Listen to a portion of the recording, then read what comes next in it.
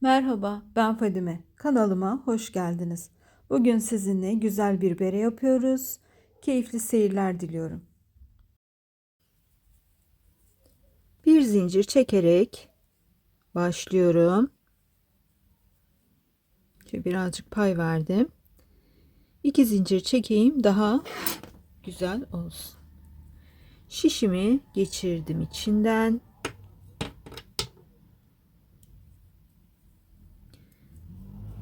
Şöyle ilmeğimin içinden ipimi çekerek bir ilmek daha oluşturup şişime geçiriyorum. Ben ilmeklerimi misinaya atarak yaptım. 114 tane ilmek yaptım.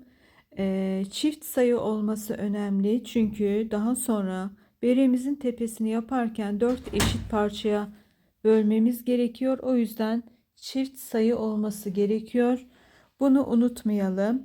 Ben burada bu anlatımı yaptıktan sonra şişimi ve tığımı aldım. Misinalı şişime attım. Şuraya da yeni başlayanlar için yakın çekim ve ağır çekim koyuyorum. Dilerim işlerine yarar.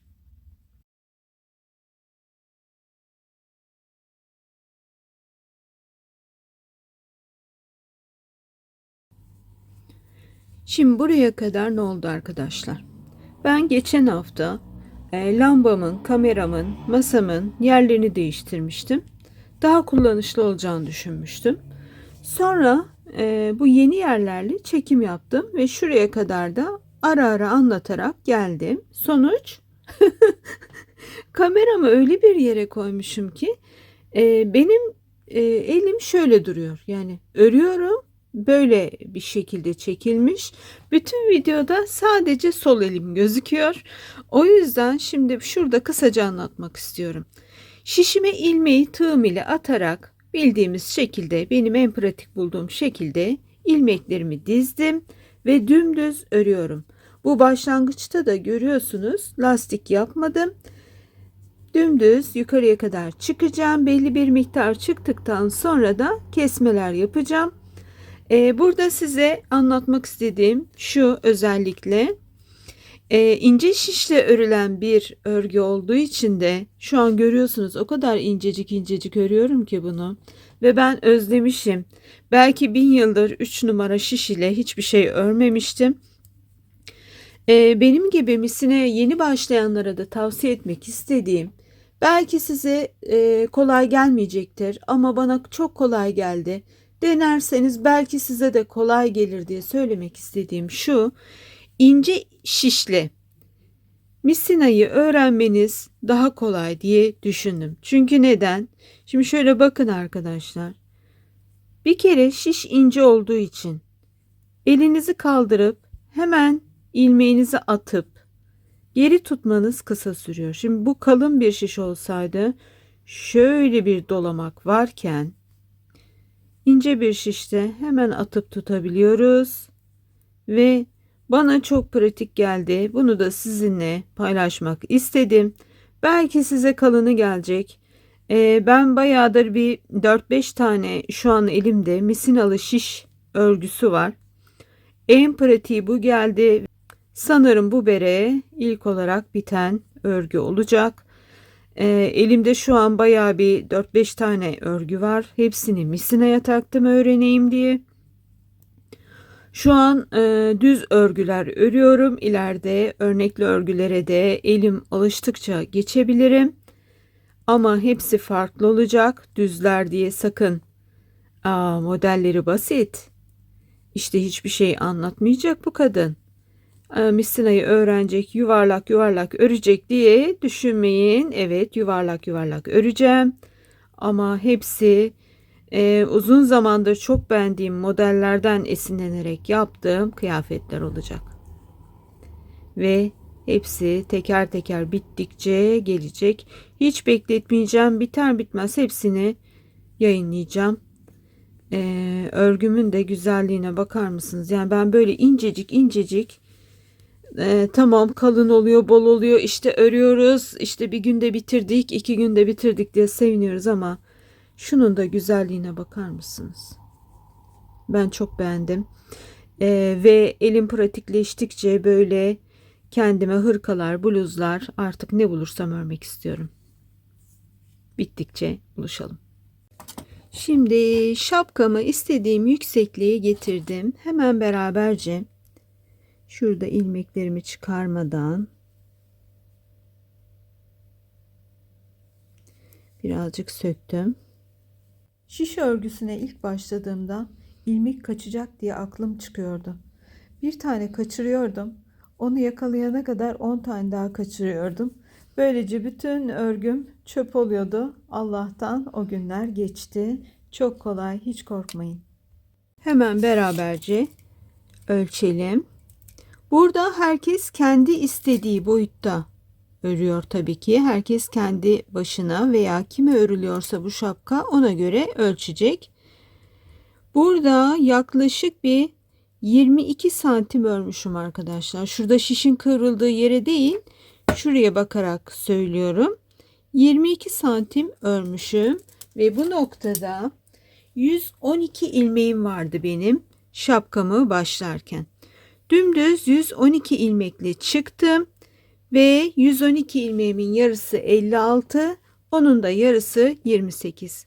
Ve burada 28 ilmekte bir işaretlerimi koydum. Şimdi şurada da bir tane saydıktan sonra bir işaret daha yapacağım ve bu işaretimin olduğu yerlerden her seferinde her sırada kesme işlemlerimizi yapacağız. Hemen şöyle şişlerimi düzelterek kesme işlemimizi nasıl yapacağımızı biraz da kameraya yaklaşarak size anlatmak istiyorum. Hemen şurada işaretimi koyduğum noktada bir tane kesme işlemi yapmışım. Bir tane düz örüyorum. Böyle öremedim, şu an kameraya vuracağım. Şurada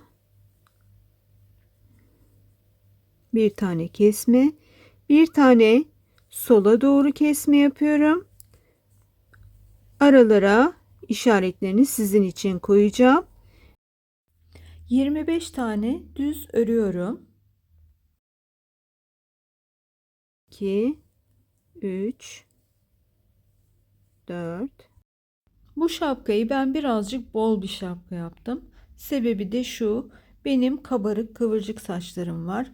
Şapka takıp bir yere gittiğimde ya şapkayla akşama kadar devam etmek zorunda kalıyorum ya da şapka başıma yapışıksa üst kısımlar yapışık bir şekilde, altlar da kabarık bir şekilde, yani bayağı bir komik şekilde günüme devam ediyorum. O yüzden birazcık bol yaptım.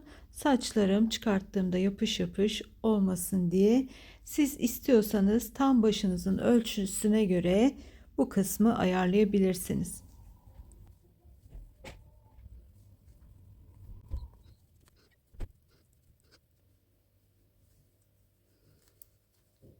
Ve geliyorum, hemen bu tarafı da hızlıca sayıyorum.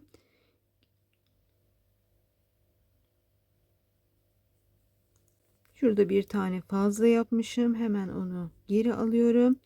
Ve arkadaşlar buraya da hemen iğnemi şuradaki kesme işlemimi yaptıktan sonra takıyorum. Sağa doğru kesme işlemi yapacağız. Bunun için ne yapıyorduk? Hemen şuradan ilmeklerimi çıkarıyorum.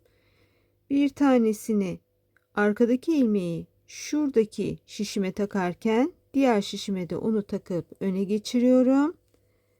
Ve şurada hemen ikisini birlikte örerek kesme işlemimi gerçekleştiriyorum. Arada bir tane düz örüyorum ve sonra sola doğru kesme için de bu iki ilmeğimi aynı anda örüyorum. Şekil olarak da zaten sola doğru kesilmiş bir görüntüsü oluyor. Şöyle yakından da çekiyorum. Şuraya da işaretimi alıyorum. Bu 4 iğnemin olduğu yerlerden ortadakini düz örmek şartıyla sağdan ve soldan keserek hemen şuraya iğnemi takıyorum. Ve artık ben bu iğnelerimin olduğu noktalardan kese kese şapkamın tepesini bitireceğim. Her sırada keseceğim arkadaşlar. Ve sonlara doğru tekrar bu size anlatmak istiyorum. Hem bu şişimle ilk kez böyle bir işlem yaptığım için anlatmak istiyorum. Hem de bu şişten başka bir şekilde de kesmeye devam edersem bilemiyorum. Şurada olay küçüldüğünde şiş ne kadar yeterli olacak? Onun da detaylarını anlatıyor olacağım. O noktada buluşalım. Beremin tepesinde işaretlerimi aldım ve şu an burada görmüş olduğunuz 4 tane iğneden 8'er tane keserek her sırada ortaya doğru beremi küçülteceğim ve tamamlayacağım. Burada işlemi nasıl yaptık arkadaşlar? Örnek olarak ben kendi beremi vereceğim. 112 tane ilmeğim vardı. Eksi 8, 104 ilmeğim kaldı. Neden eksi 8? Burada görmüş olduğumuz orta noktalardan 4 tane iğnemiz var. Bu 4 tane iğnenin olduğu her noktadan sağlı sollu birer tane kestiğimiz için eksi 8. Ve aralarda da birer tane düz ilmek yapacağız. Kesmeden sağlı sollu kestiğimiz ilmeklerin tam ortasındaki ilmekten bahsediyorum. Eksi 4 de onu yaptığımızda geriye benim 100 ilmeğim kalıyor. Yani şu arada gördüğünüz boşluklar 25 ilmek. Eğer bunu kendinize uyarlarsanız da diyelim ki 100 ilmek ile yapıyorsunuz siz berenizi. İpiniz benim ipimden biraz daha kalın, biraz daha kalın bir şiş kullanıyorsunuz diyelim. Onu da 100 eksi 8 eksi 4 yapıyorsunuz. Yani 92, 100 eksi 8 92, eksi 4 de 88.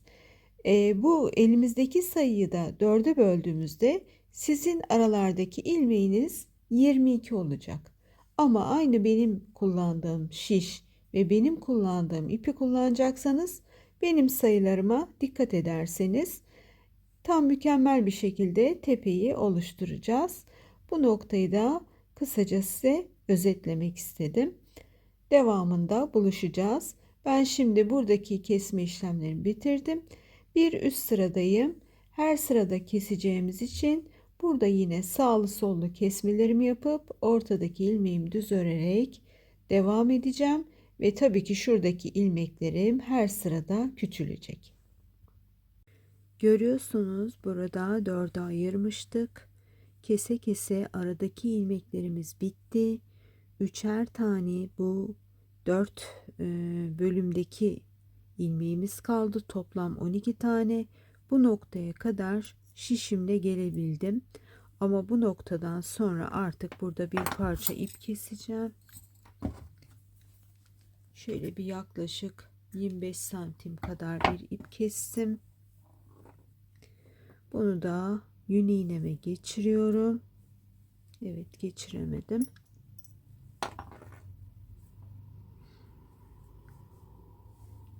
Ve ilmeklerin içinden geçirerek güzelce sıkıştıracağım ve beremin tepesini büzdürerek kapatacağım. Şöyle yavaş yavaş şişimi artık çıkarmaya çalışıyorum.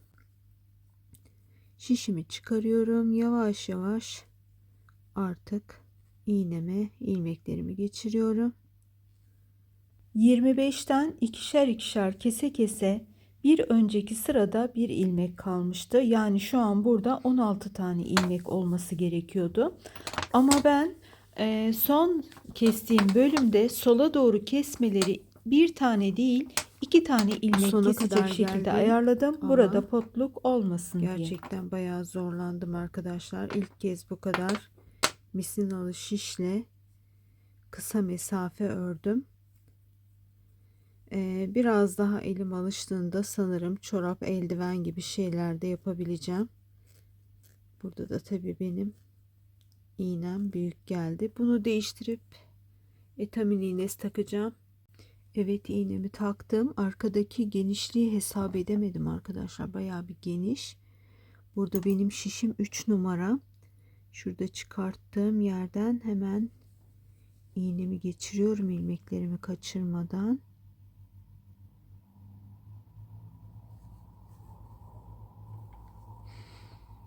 Arada da kontrol edeyim de ben şöyle bir eksik bir ilmek olmasın, sonra şapkam sökülür gider. Diğer ilmeklerimi de geçiriyorum. Toplamda 12 ilmeğim kaldı. 25 ilmekle başlamıştık biliyorsunuz. Ve hemen şöyle elimi de geçiriyorum. Bir kontrol ediyorum tekrar. Ve ilk geçirdiğim ilmeğin içerisinden de geçiriyorum. Ve güzelce düzdürüyorum.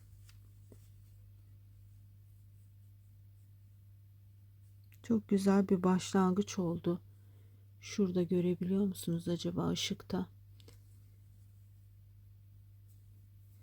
Ve bunu da içine geçireceğim. Ve içten de iyice çektirdikten sonra güzelce sabitleyeceğim. Görüyor musunuz? Hiç karşıdan karşıya ip geçireyim, oradan oraya atlayayım falan gibi bir durum olmadı. Çok güzel bir yöntem bu. Hemen burada da ipimi tutarken şurada sıkılaştırma yapayım.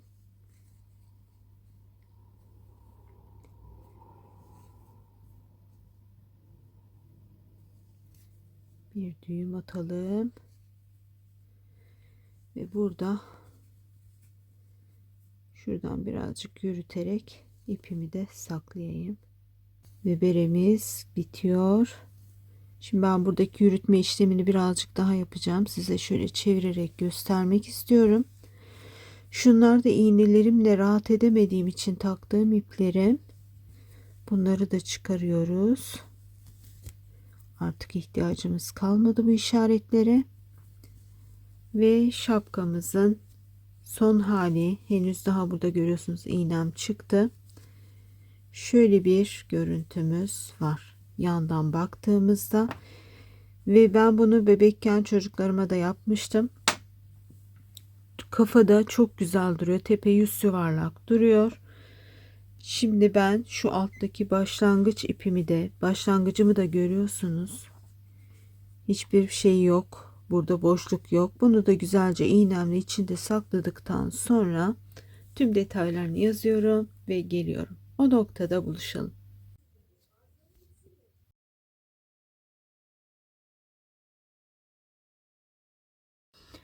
Düz şapka diye başlamışım arkadaşlar. İpim yünlü bir ipti. Gram da benim tartım mı bozuk bilemeyeceğim. Yoksa gerçekten bu kadar az ip mi gitti? 45 gram gösteriyor. Yine de her ihtimale karşı birazcık fazla almanızı tavsiye edeceğim. Şişno misinalı şişle ördüm ama normal şişle de örebilirsiniz. Yandan dikebilirsiniz veya tığınızla böyle yünleri tığlamak daha kolay oluyor. Tığınızla da birleştirebilirsiniz. Şişnom 3 numara idi. Şöyle bir size ayrıntı anlatmak istiyorum. Ben şiş setimdeki en küçük misinayı taktım başta. Bunun da nedeni denemek için de denemek istedim. Ve daha sonra tepelere geldikçe örmem çok zorlandığı için şuradaki misinayı taktım. Aralardan böyle misinasını çekerek uzatarak örmem daha kolay oldu. Şu misinayla örmenizi tavsiye ederim. Bu yaklaşık olarak sanırım bir 40 santimlik bir misina. Ben bunu neden denedim? Çünkü merak kediyi öldürür. Ben de illa bir şeyleri merak edip o onunla olur mu, bu bununla olur mu diye düşündüm. 3 numara ile başladım.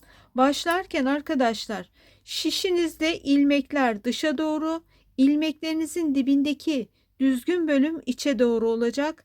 Hepsi aynı şekilde olması gerekiyor. Tek tek düzelttikten sonra bundaki ilmeği sağ tarafa, sağ taraftaki ilmeği sol tarafa geçiriyorsunuz. Çaprazlama yaptıktan sonra örerek şapkanızı yuvarlak bir şekilde bitiriyorsunuz. Misinalı olmayanlar için de bir ters örüyor, bir sıra, arka sırayı da düz örerek devam ediyor. Şimdi burada bir miktar yükselttikten sonra silindir şeklinde ördükten sonra tepeye geldiğimizde arkadaşlar bu sayımızı 4 eşit parçaya bölüyoruz. Daha sonra bu 4 eşit parçaya böldüğümüz bölümde şurayı bir sileyim ve rengimi değiştirmek istiyorum. Siyah yapalım. Şurada da birazcık kalemi değiştireyim. Yana doğru şu 4 noktada yaptığımız işlemi kısaca anlatmak istiyorum. Önce sağa doğru kesme işlemi yapıyoruz. 2 ilmeği yer değiştiriyoruz ve ikisini birlikte alıyoruz. Bu sağa doğru kesme. Ortada bir tane düz var. Bir tane de sola doğru kesme yapıyoruz. Böylece bizim şurada 2 tane ilmeğimiz küçülmüş oluyor.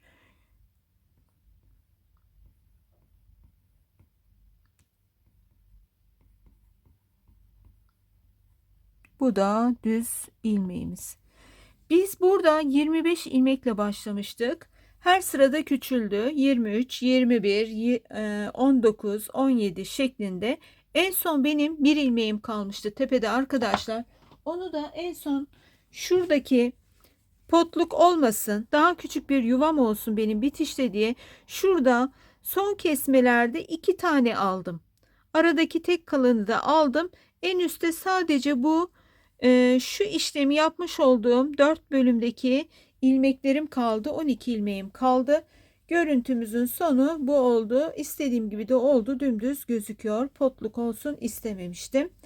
Ve ben size şuradaki son yüksekliğini de vereyim. Bitmiş halini.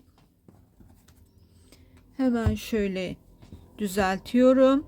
İstiyorsanız bu şapkanın başlangıç kısmını lastikli de örebilirsiniz. İstiyorsanız böyle düz de örebilirsiniz. Ben düz örmek istedim. Bebeklerinize falan da çok güzel olur. Ben çocuklarım küçükken onları örmüştüm ve gerçekten çok kolay, çok pratik bir şapka. Hemen şuradan da ölçümü düzelterek ölçmek istiyorum. 27 santim arkadaşlar. 27 santim uzunluğunda bir şapkamız var. Şuradaki başlangıcı da ölçmek istiyorum. Şöyle de düzelterek hemen geriye çekiyor. 21,5-21 santim diyelim buraya da. Burası herkesin kendi baş yapısına göre değişir. Eğer istiyorsanız bu şapkamıza ütü buharı yapabilirsiniz. Veya geçenlerde anlatmış olduğum önce bunu güzelce soğuk suya koyuyoruz. 10-15 dakika bekletiyoruz. Sonra bir havlu üzerine güzelce yayıyoruz. Şuralarını falan da iğneleyebilirsiniz. Toplu iğnelerle minik minik böyle batıra batıra. Şöyle göstereyim. Şu an yanımda iğne yok ama şöyle batıra batıra sık sık bunları dümdüz tutarak da iğneleyebilirsiniz. Ama ben böyle istediğim için böyle gelişi güzel kıvrılsın istiyorum. Başımda böyle bitirdim. Çocuklarınıza, bebeklerinize, kendinize, sevdiklerinize, hediye vermek istediklerinize çok kısa zamanda örebileceğiniz güzel şık bir şapka. Şuradaki eksiltmeleri kafanıza göre de bir örüp bir sıra eksilterek de yapabilirsiniz. Şurası birazcık daha sivri olsun istiyorsanız.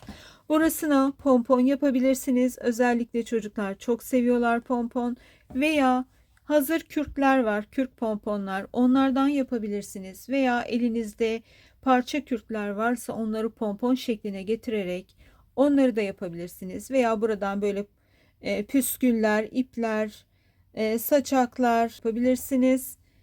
Çok da kullanışlı bir model.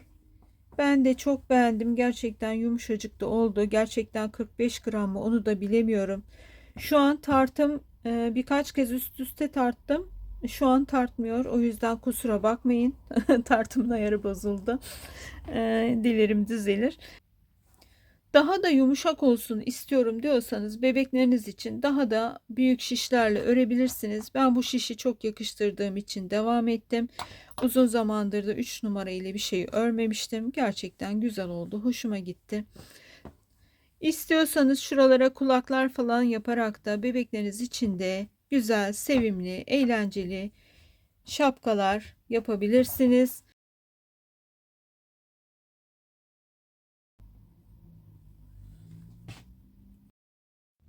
Dilerim işinize yarayan, hoşunuza giden bir model olmuştur. Çok teşekkür ediyorum. Hoşça kalın.